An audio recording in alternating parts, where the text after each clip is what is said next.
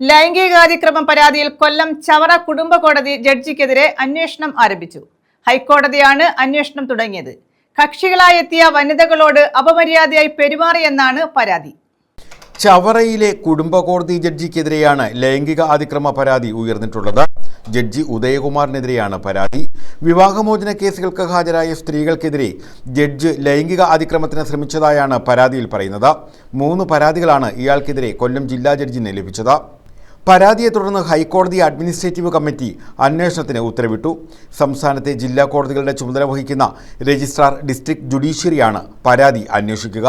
നടപടികളുടെ ഭാഗമായി ഉദയകുമാറിനെ കൊല്ലം MACT കോടതിയിലേക്ക് സ്ഥലം മാറ്റി. ജഡ്ജി ഉദയകുമാർ ലൈംഗികാതിക്രമം നടത്തിയെന്ന പരാതിയുമായി കൊല്ലം ഡിസ്ട്രിക്ട് ആൻഡ് സെഷൻസ് ജഡ്ജിയെ സമീപിച്ചത് 3 പേരാണ്. കുടുംബ കോടതിയിലെത്തുന്ന വിവാഹമോചനത്തിന് തയ്യാറായി മാനസികമായി തളർന്നിരിക്കുന്ന സ്ത്രീകളെ സാധാരണ അഭിഭാഷകരാണ് കൗൺസിലിങ്ങിനും മറ്റും വിധേയരാക്കുന്നത്. എന്നാൽ ജഡ്ജി ഉദയകുമാർ നേരിട്ട് ചേംബറിലേക്ക് വിളിച്ചുകൊണ്ട് അവരെ ലൈംഗികമായി അതിക്രമത്തിന് ശ്രമിച്ചു എന്നാണ് പരാതി. പരാതികൾ ലഭിച്ചതോടെ കൊല്ലം ജില്ലാ ജഡ്ജി ഹൈക്കോടതി അഡ്മിനിസ്ട്രേറ്റീവ് കമ്മിറ്റിയെ വിവരം അറിയിക്കുകയായിരുന്നു. News bureau, Chavara.